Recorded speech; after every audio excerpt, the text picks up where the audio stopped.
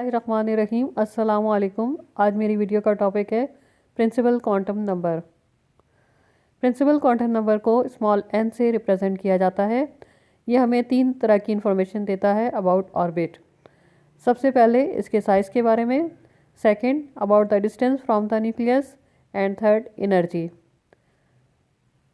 यहाँ पर आप जानते हैं कि एटम के अंदर न्यूक्लियस होता है और न्यूक्लियस के बाहर ऑर्बिट्स होते हैं जिनमें इलेक्ट्रॉन रिवॉल्व करते हैं। तो उनमें न्यूक्लियस के बाहर जो सबसे पहला ऑर्बिट होता है उसको हम K से रिप्रेजेंट करते हैं।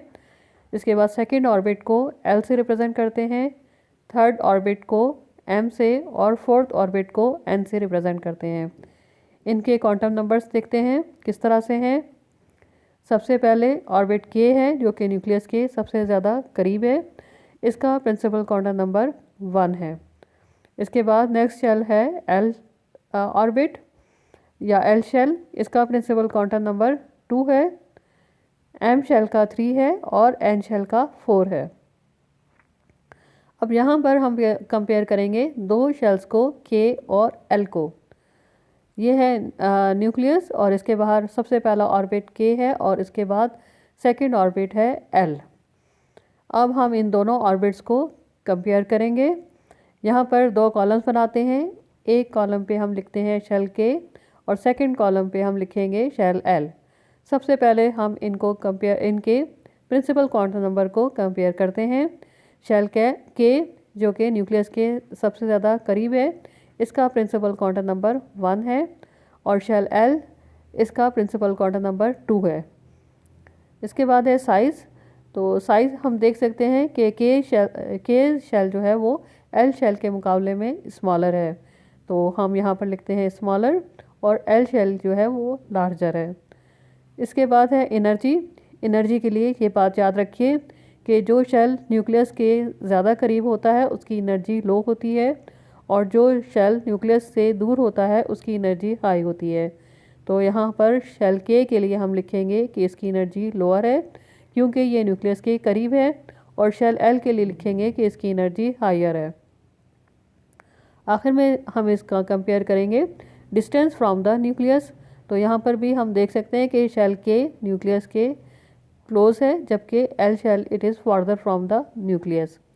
यहाँ पर हम ये चीज़ कंक्लूड कर सकते हैं कि जब किसी शेल के लिए क्वांटम नंबर बड़ा है, ज़्यादा बड़ा नंबर है, तो उसकी एनर्जी, उसका साइज़ ज़्यादा है और इसकी एनर्जी भी हाई है और इसका डिस्टेंस भी ज़्यादा है न्यूक्लियस से। तो इसको हम इस तरह से पॉइंट्स में लिख लेते हैं। Greater is the value of the principal quantum number, larger will be the size of the shell, higher will be its energy and greater will be the distance from the nucleus. एक और चीज़ जो कि हम मालूम कर सकते हैं principal quantum number से, वो है maximum number of electrons that a shell can hold. इसके लिए फार्मूला है 2n²। इसमें n जो है वो प्रिंसिपल क्वांटम नंबर है। हम डिफरेंट शेल्स के लिए मालूम करते हैं कि उनमें मैक्सिमम इलेक्ट्रॉन्स कितने आ सकते हैं। सबसे पहले हम कैलकुलेट करते हैं for shell K। Shell K का प्रिंसिपल क्वांटम नंबर 1 है, तो यहाँ पर हम n, इस फार्मूले में n की वैल्यू रखते हैं 1। हमारा आंसर आता है 2। इसको सॉल्व करने के बाद इसका मतलब है कि K शेल में मैक्सिमम 2 इलेक्ट्रॉन्स आएंगे। इसके बाद नेक्स्ट शेल है शेल L। इसका प्रिंसिपल क्वांटम नंबर 2 है, तो यहाँ पर n की जगह पर हम रखते हैं 2 और आंसर हमारा आता है 8। इसका मतलब है कि L शेल में मैक्सिमम 8 इलेक्ट्रॉन अकोमोडेट हो सकते हैं। इसके बाद शेल M का प्रिंसिपल क्वांटम नंबर 3 है, तो यहाँ पर हम n की जगह पर 3 रखते हैं इस फार्मूले में, तो आंसर है 18। 18 का मतलब है कि इसमें मैक्सिमम 18 इलेक्ट्रॉन्स आएंगे। फिर शेल N है। शेल N का प्रिंसिपल क्वांटम नंबर 4 है और हम इस फार्मूले में 4 रखेंगे n की जगह पर। आंसर है 32। इसको सॉल्व करने के बाद इसका मतलब है कि इस शेल में मैक्सिमम 32 इलेक्ट्रॉन्स आ सकते हैं। ये सारी इन्फॉर्मेशन थी अबाउट प्रिंसिपल क्वांटम नंबर। उम्मीद है ये वीडियो आपको समझ में आई होगी। अगर आपको इसमें कोई डाउट है तो आप कमेंट सेक्शन में पूछ सकते हैं। Thank you. अल्लाह हाफिज़।